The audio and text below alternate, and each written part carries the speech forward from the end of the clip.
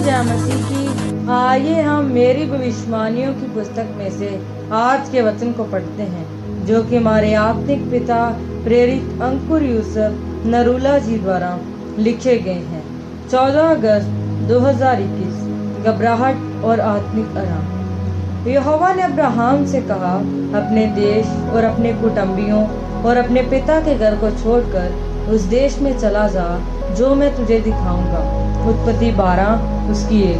मेरे प्रियो, आज बहुत सारे लोग परमेश्वर की योजना को पूरा नहीं कर पाते क्योंकि वह घबराहट में होते हैं, और जब वह घबराहट में होते हैं तो वह परमेश्वर की आवाज़ को नहीं सुन पाते। वही दूसरी तरफ जो आत्मिक आराम में होते हैं वह परमेश्वर की आवाज़ को सुनते हैं। बाइबल में जब हम अब्राहम के बारे में पढ़ते हैं तो लिखा है, परमेश्वर ने उसको बोला था कि अपने अन्य जाति घर, परिवार, रिश्तेदार सब कुछ छोड़कर और उस देश में चला जा जो मैं तुझे दिखाऊंगा। और अब्राहम सब कुछ छोड़कर उस देश में चला गया।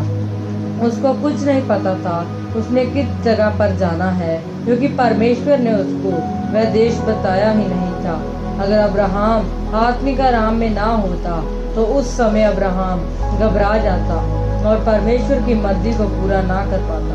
मेरे प्रियो, कुछ विश्वासी ऐसे हैं जो खुलकर अपने रिश्तेदारों के बीच में परमेश्वर का अंगीकार नहीं कर पाते, क्योंकि उनके अंदर घबराहट होती है कि कहीं मेरे रिश्तेदार मेरे खिलाफ ना हो जाएं। इसीलिए वह परमेश्वर की योजना को पूरा नहीं कर पाते, ना ही वह अपनी आशीष को ले पाते हैं। मेरे प्रियो, जब आपके अंदर घबराहट होती है तो इससे यह साबित होता है कि आपको परमेश्वर की योजना पर विश्वास नहीं है। अब्राहम को परमेश्वर की योजना पर पूरा विश्वास था, इसलिए वह घबराया नहीं और ना ही उसने परमेश्वर को कुछ बोला।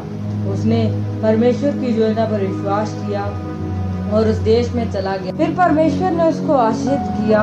परमेश्वर ने उसके वायदे को उसके जीवन में इसीलिए पूरा किया क्योंकि उसने घबराहट में भी अपने आत्मिक आराम को नहीं छोड़ा, बल्कि परमेश्वर में बना रहा। वैसे ही जब आप भी परमेश्वर की योजना के ऊपर भरोसा रखते हैं और अपने अंदर घबराहट को नहीं आने देते और आत्मिक आराम में बने रहते हैं, तो परमेश्वर की योजना आपके जीवन में पूरी होती है, क्योंकि आपकी घबराहट परमेश्वर की योजना को पूरा नहीं होने देती। आप प्रार्थना के द्वारा, वचन पढ़ने के द्वारा ही आत्मिक आराम में रह सकते हैं, और जब आत्मिक आराम आपके जीवन में होता है तो फिर आप परमेश्वर की आवाज़ को सुनते हैं। इसलिए मेरे प्रियो, अगर आप चाहते हैं कि परमेश्वर की योजना आपके जीवन में पूरी हो तो आत्मिक आराम में रहें और अपने जीवन में घबराहट को ना आने दें। परमेश्वर की योजना पर विश्वास रखें, फिर आप अब्राहम के जैसे आशीषित होंगे। इस वचन के द्वारा परमेश्वर आपको आशीषित करे।